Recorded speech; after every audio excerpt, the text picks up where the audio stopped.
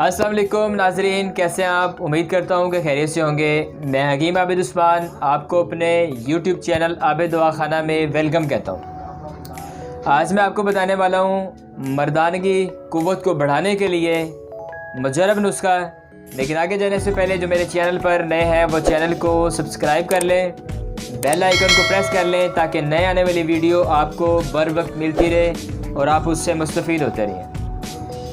आइए नाजरीन, इस नुस्खे का मैं तारफ़ बताता हूँ आपको।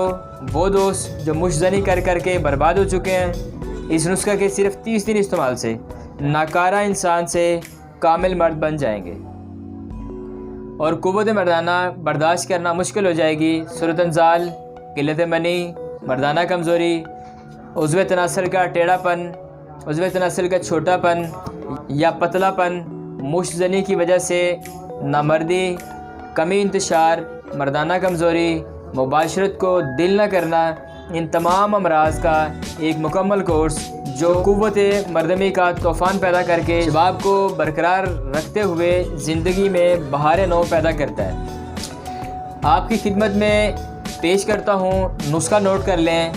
जिनजिंग 1 तोला, मुस्तगिरुमी 1 तोला, मरवरीद कुश्ता 1 तोला, केसर कश्मीरी आधा तोला, अकरकरा 1 तोला, बोर्ड का दूध 50 ग्राम, कस्तूरी असल वाली 1 ग्राम।